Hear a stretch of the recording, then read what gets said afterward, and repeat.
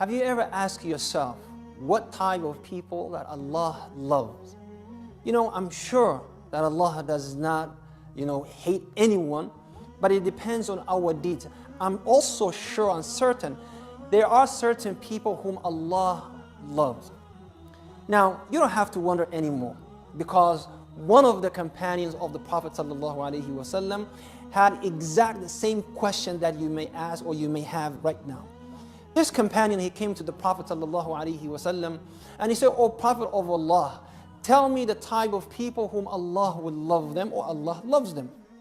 Now, again, if you reflect on our daily life, you may consider that question not that relevant or that significant. But if you're a righteous person and you want to be close to God or close to Allah, you want to be near your Creator, you want Him to love you, these are the type of questions that you should be asking. So this companion of the Prophet comes to the Messenger of Allah and he says to him, "O Prophet of Allah, tell me the type of people whom Allah loves." Now keep in mind, when he said types of people, he did not mean, tall or short, wide or narrow or fat or skinny, black or white or brown. He meant type of people spiritually who are closer to God and God loves them. So the Prophet ﷺ said to him, the people that Allah loves them most are those who are good to others. See, you never thought of that. You thought the Prophet may say, well, the people that God loves are those who are wealthy, or those who have degrees or PhDs on the wall, doing certain things, those who are strong physically and mentally, those, you can run fast, who can read fast, who can, do certain things. But God has a different measurement in terms of measuring what He likes and what He loves and what He dislikes. Now here the Prophet ﷺ said, in Arabic, I will say so you can understand. He said, أَحَبُّ النَّاسِ إِلَى اللَّهِ أَنْفَعُهُمْ لِلنَّاسِ. He said, the people whom Allah loves most are those who will benefit others most. Wow. Now again, he did not say God loves Muslims alone, or believers or mu'mineen alone, or those who will benefit the believers, who will benefit the Muslims, but he said God loves those who will benefit others. Now, number one, we rule out one thing, and that is, if you are out there to hurt others, to harm others, then God would not love you. Because He says, the Prophet of Allah said, God loves those who would benefit others. So what kind of benefit are we talking about? The Prophet ﷺ, he mentioned general benefits. It can be anything. It could be that you go out of your house, knowing your neighbor is an elderly person, he or she is struggling, shoveling this snow, and you go out of your house, you get out of your comfort, and you say to this elderly person, your neighbor, say, "You know what? Relax. I'll remove this snow for you out of the driveway today." Or you will say, "It's summertime. Let me cut the grass for you. Let me do it for you." See, those acts are the acts that God will love you for, because you're going to benefit someone else.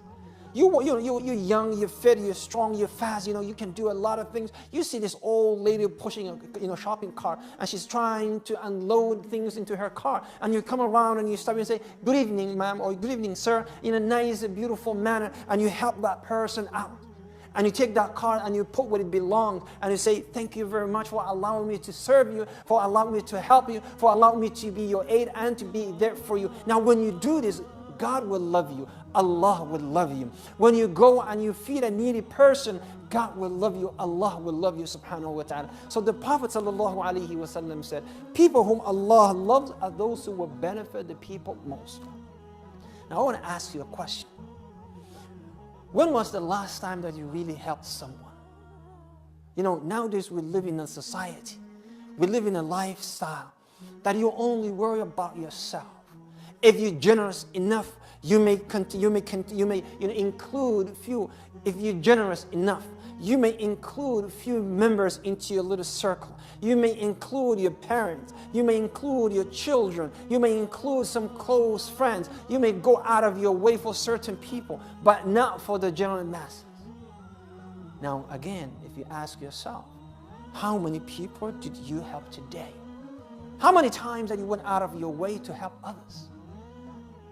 In this society, it's difficult to find someone who, out of the kindness of their heart, will find this lady with her children with the flat tire, then stop the car, get out of the vehicle, go help her out, and then continue on your journey. You will not find those people.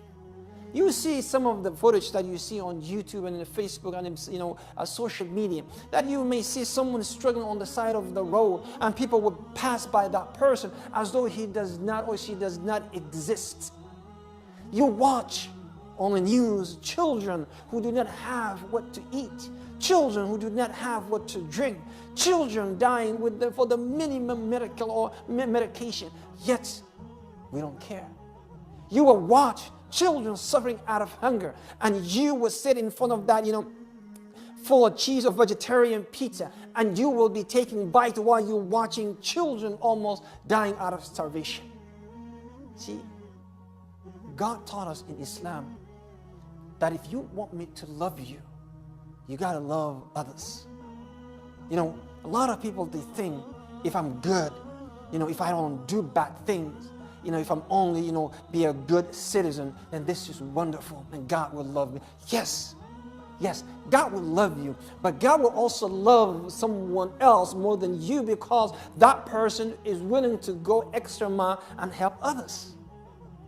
And as Muslims, we were taught from the get-go, from the first day, Muslim care, Muslim share. As children, our mothers, they sing these songs, they keep repeating, for us so we can learn this, it can be part of our existence, and they keep repeating to us, Muslim care, Muslim share.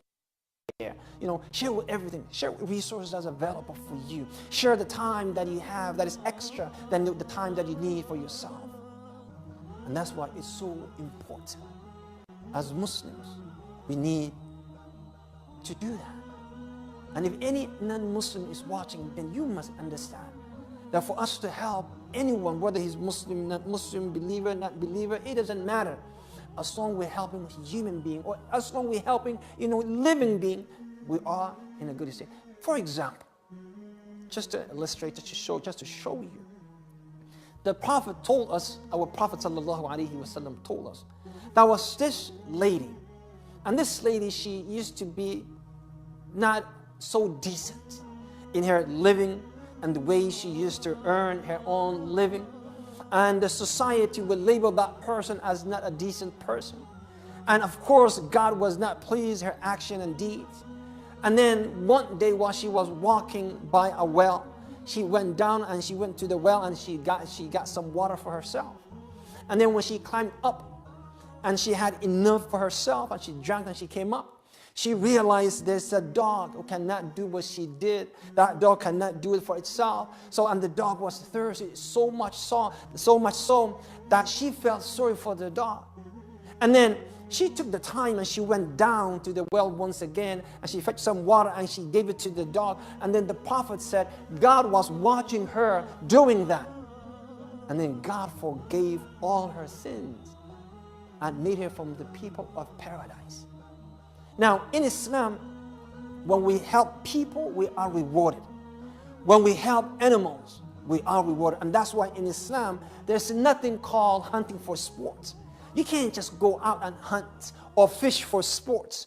You cannot do that, because those living beings, they have rights over us. We better and we must respect that. And this is the teaching, the beauty of Islam. Not only that, Islam is ordering us to help the environment. And that's why you're not allowed to pollute water. You're not allowed to cut trees unnecessarily. You're not allowed, as a matter of fact, to cut grass unless you have to. You're not allowed to kill any living being, including mosquitoes and little things like that, unless there's a direct harm to you. And when we do this and we benefit others, whether they're human or animals or insects, then God will love us.